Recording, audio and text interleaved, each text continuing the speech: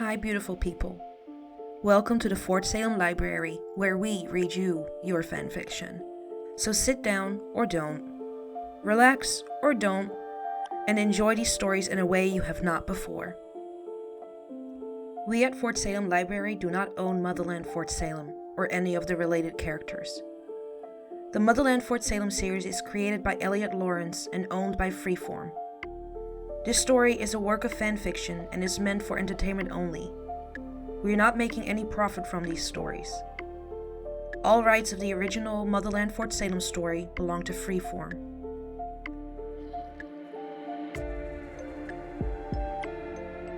We also do not own Who Has to Know or any of its original characters and storylines. We did, however, get permission from the author to read their story. This story was created and written by TrueFreak89, and you can find the link in our show notes. This story is being read to you by Britt.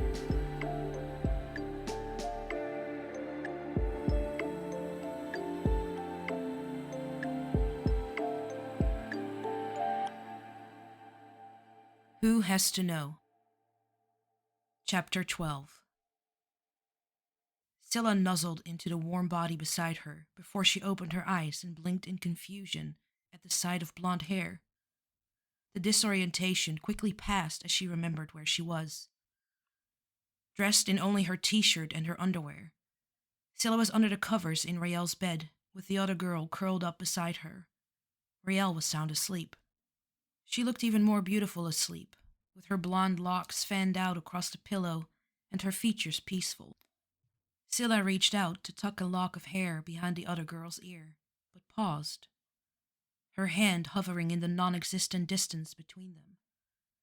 She bit the inside of her cheek and pulled it back before settling her head back down on the pillow. They'd went back to watching movies, and both must have fallen asleep. Rael's laptop lay on the floor beside her bed, suggesting she had enough foresight to place it there before she drifted off, which led Scylla to believe she had fallen asleep first. She let out a soft sigh, intending to let Rael sleep while she crept out of bed and let herself out. Only the tickle of the other girl's breath against Rael's ear made her stir. Her eyes opened slowly, closing and opening again before they finally stayed that way. She let out a sharp yawn as she nestled her head further into the pillow. "Hey," she said, her voice thick with sleep and her eyes soft and unfocused. "Hey." Scylla tucked her hands under her cheek as she lay facing Rael, her insides a swirl of conflicting emotions. She knew she should leave, but at the same time, she didn't want to move from Rael's bed. "I should go," said Scylla, a pang of sadness hitting her the moment the words left her mouth. She doubled down. "It's late." "Stay," Rael groaned, shuffling closer and pressing her face into Scylla's shoulder.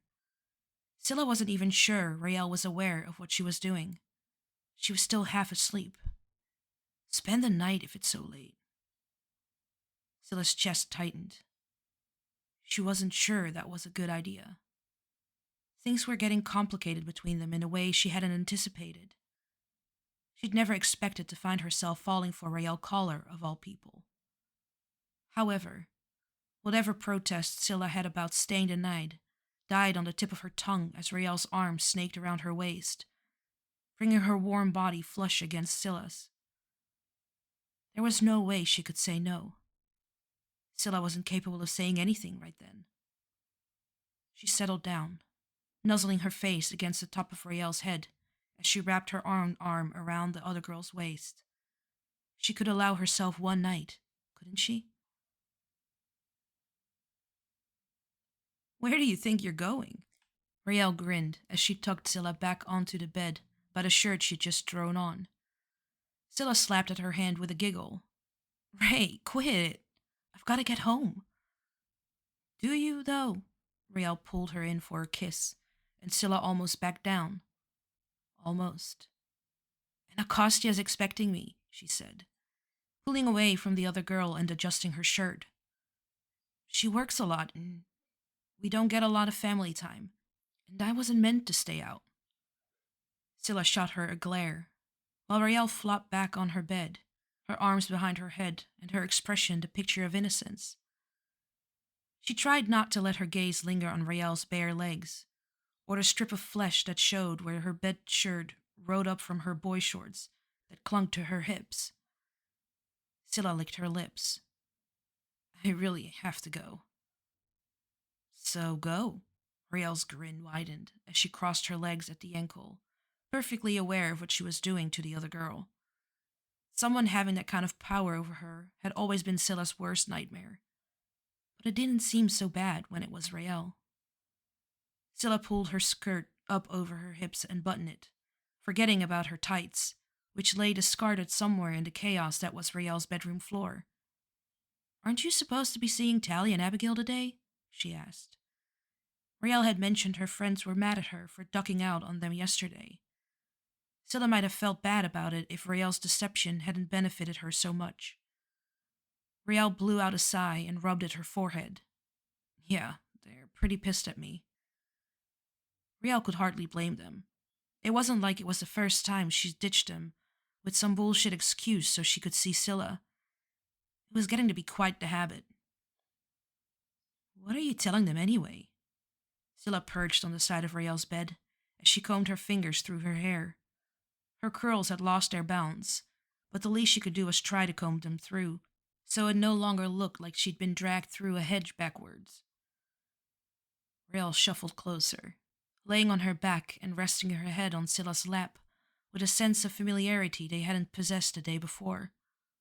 Oh, you know, I'm studying, extra diving practice, sneaking off to have sex with you in supply closets. Ow! She broke off with a giggle as Scylla slapped at her bare thigh.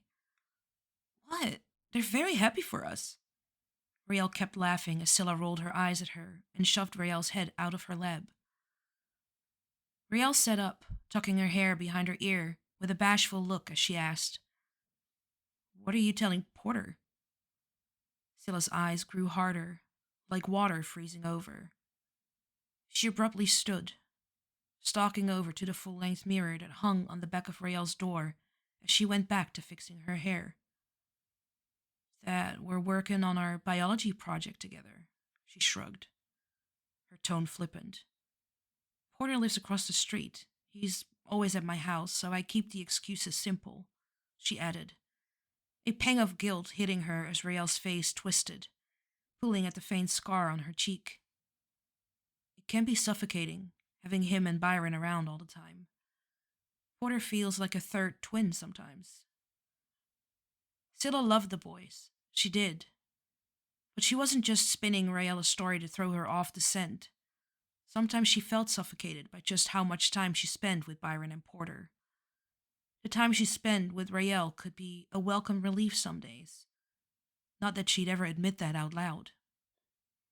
Like a brother is a weird way to describe your boyfriend, Rael frowned. I know he doesn't get you off, and you guys have been doing it for a while. Rael trailed off, rubbing at the back of her neck with an uneasy expression. Scylla chewed the inside of her cheek, her gaze fixed on her reflection and steadfastly avoiding Rael altogether. She couldn't tell her the truth, even if a part of her wanted to. It was Porter's secret to tell, and as much as she and the boys liked Rael, they couldn't risk the truth about Porter's sexuality coming out. Porter had to be her priority. It's complicated. We've been friends since forever. Scylla glanced away from the mirror and spotted Rael's latest scholarship application sitting on her desk. Any luck? She asked, trying to steer the conversation back to safer territory. The last time she had asked Rael about her plans for college, she'd completely shut Scylla down, but that had been weeks ago. They were something close to friends now. Scylla refused to let her mind stray to idle thoughts of them being anything more. Rael's shoulders sagged as she let it go. Not yet. South Carolina, huh? Scylla skimmed her fingers over the application, careful not to pry too closely at the details. Rael deserved her privacy too. Yeah, Newberry College? I've applied for a few places though. I don't care too much about where I end up, so long as someone else foots the bill. She shot Scylla a wry smile, trying to play down the surge of anxiety she suddenly felt at the idea of Scylla being in Colombia and she being somewhere across the other side of the country. Rael swallowed the lump in the back of her throat. Where had that thought crept up from? What do you plan on studying? Or does that not matter either? Scylla grinned, trying to lighten the mood between them. It worked, the tension in the air easing as Riel gave a half-hearted shrug. I was thinking about medicine. Medicine? That's impressive. Scylla turned to lean against Rael's desk, drumming her fingers against its hard edge. You're smart enough if you apply yourself. The dig lagged the snark it might have held a month ago. Riel didn't bite her head off for it either. I apply myself fully in everything I do. You, of all people, should know that. Riel's grin grew feral as she ran her tongue over her bottom lip. Scylla's stomach twisted, her plans to leave long forgotten. So what are you planning on doing at Columbia? Riel asked, switching the focus of the conversation back to Scylla. The other girl bit back a smile, surprised Riel had remembered where she said she wanted to go. I want to be a botanist, like my mom. Scylla wrapped her arms around herself, her throat tightening. She didn't talk about her parents too often, not even to Byron or Porter. Scylla was too afraid to pick at that particular scab. The festering wound that lay beneath was too much for her to bear. Botany, that's like plants and stuff? Riel squinted, hoping she'd got that right. Scylla nodded. Crossing the room to join Riel on her bed again, she curled her legs up underneath herself. Yeah, and stuff. Byron's going to study economics, and Porter wants to do political science.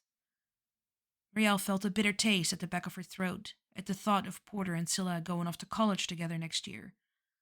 She swallowed it down and shrugged it off with a joke. Byron and economics? Gay people don't do math. Scylla gave her a wry smile, knocking their shoulders together. I'm good at math. But you want to study plants and stuff. Scylla's smirk widened. We've had it figured out for the longest time. The three of us moving to New York together, getting an apartment near the school. Scylla bit down on her lip. They'd had everything figured out. Everything except for Scylla falling for the very last person she expected to. Beside her, Rael frowned. With Porter? You have long-term plans with the guy who can't get you off? She scoffed, and there was a bite to Rael's words that rubbed Scylla the wrong way as she shifted away from the other girl, putting some space between them on the bed. Sex isn't the be-all and end-all of a relationship, Ray. You would know that if you'd actually had one. I have had one, Rael snapped, prodding at the green-eyed monster that lived in the pit of Scylla's stomach. She'd never seen Rael with anyone before, though. From how good she was in bed, Scylla had guessed she'd been with plenty of girls. That was one of the many reasons why Scylla wouldn't let herself acknowledge her growing feelings for the other girl. Scylla held her head up high as she stared Rael in the eyes and gave the finishing blow. The one she knew would end this line of questioning for good. I love Porter. Nothing will change that. The awkward silence between them grew thick and heavy, like it was a living, breathing thing wrapping itself around Scylla's chest and squeezing tight as she watched several conflicting emotions play out across Rael's face at once. She ducked her head, her hair falling in her eyes. I should go. Yeah, Rael choked, no trace of her playful mood from earlier. You should. Her phone buzzed as Scylla stood. Rael reached for it on her bedside table, expecting a message from Tally or Abigail asking when she was coming over. She frowned at the unknown number on her screen and opened the message. It's Byron, she said, catching Scylla's attention. Scylla found her own phone on the bedside table where Rael's had been. He's probably looking for me. She had texted him to say she was staying over the second time she'd come around last night. still tangled up with the other girl under the sheets and reluctant to pull herself away. There were no new messages on her phone, though. It's an invitation to a party at your place in 2 weeks. For your birthday. Scylla tightened her grip on her phone, the case creaking as a blush spread over her cheeks. Byron had brought up the party for their joint birthday days ago, needling at Scylla to invite Rael. It looked like he had taken matters into his own hands by inviting her himself. It's Byron's party, she said. I didn't even want one. Scylla would much prefer a quiet night in, curled up with Rael watching crappy movies.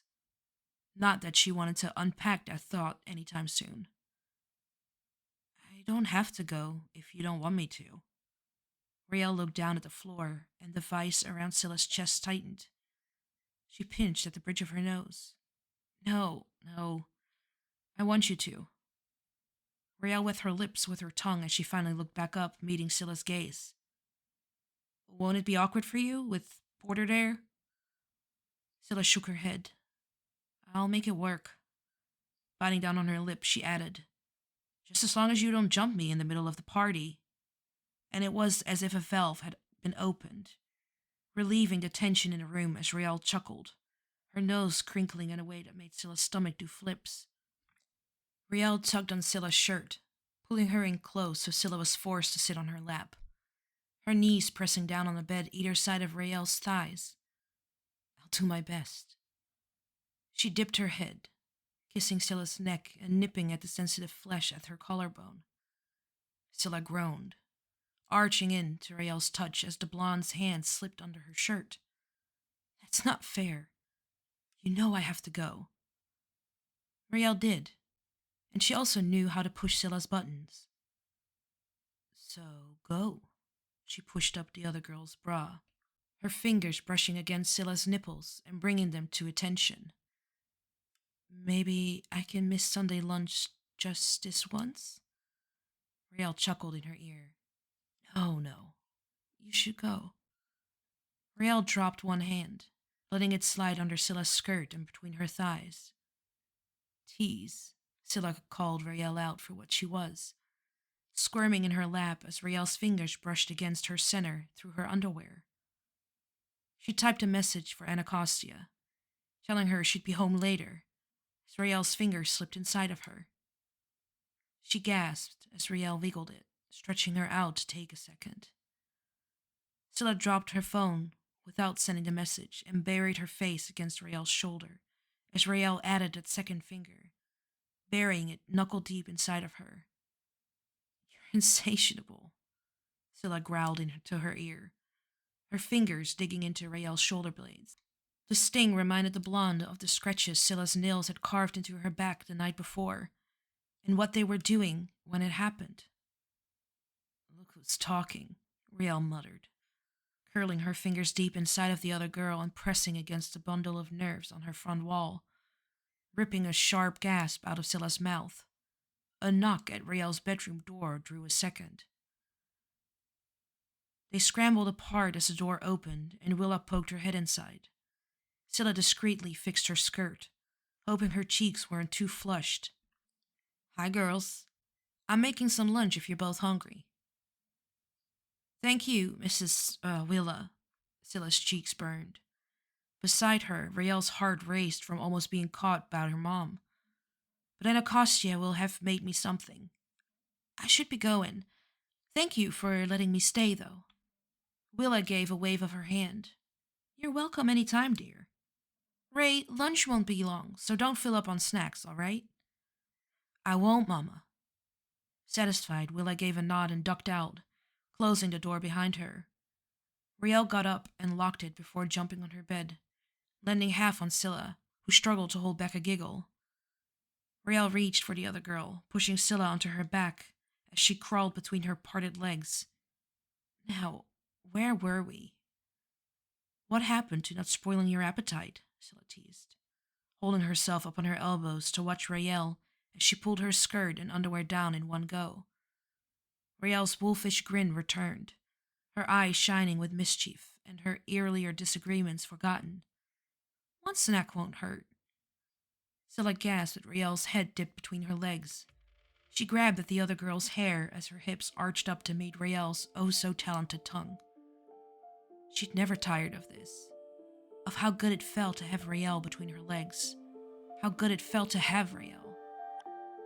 Scylla clenched her eyes shut, pushing that thought away like it was a venomous snake ready to strike. It's just sex, she repeated over and over in her mind as Rael worked her closer to the edge. It's just sex.